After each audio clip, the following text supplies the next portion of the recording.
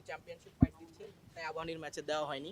রিলেগেশন match সেটা আরও pressure, যেহেতু রানার আপ ম্যাচ সেই ক্ষেত্রে ওটা দেওয়া হয়েছে। মানে তাহলে তার ব্যাখ্যার সঙ্গে কেমন মানে আমি দেখেন আমরা প্রত্যেকে ডিফারেন্ট। মিঠু ভাই ডেফিনেটলি একটা অন্যভাবে চিন্তা করেছেন, এটা যেহেতু উনি আম্পায়ার্স কমিটির আরও দেখেন, উনি ভালো বলতে পারবেন। বাট আমি মনে করি যে এখানে কাউকে প্রমাণ করার কিছু নাই। এখানে কাউকে প্রমাণ করে দিতে হবে champion fight, runners up fight, one relegation fight.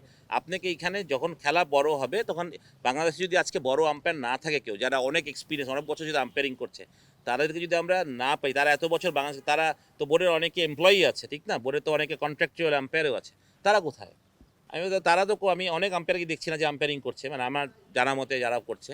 তাদের নামে কোনো যদি থাকে, তাহলে আপনি তাদেরকে বোর্ডের কন্ট্রাক্টেই বা রাখবেন কেন, ঠিক না? মানে আমার কথা হচ্ছে যে আমি যেটা বলতে চাই, যারা জুনিয়র আম্পায়ার আসবে তারা আস্তে আস্তে, আপনি কি এখন একটা ছেলে যদি জুনিয়র ছেলে ম্যাচ রেফারি, আপনি তাকে আবুরি মডার্ন ম্যাচে দিতে পারবেন?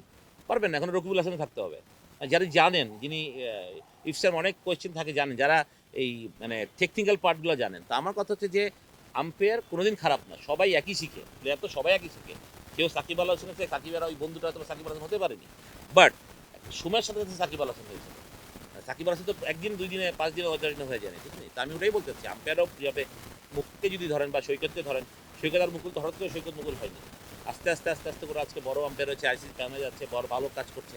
যার সময় যাবে মানে আমি কেন বললাম ওনার জন্য ভালো না, বাট উনি একটা এমন প্রেশার ম্যাচে উনি টেন্স থাকবেন, উনি ভুল ডিসিশন হয়তো বা উনি পিছের উনি ভুল হয়ে যাবেন। কারণ আমরা এমন জায়গায় চাই যে আম্পায়াররা করুক যেখানে তাদের প্রেশারটা কম থাকবে, তারা রাইট ডিসিশন বেশি করুক।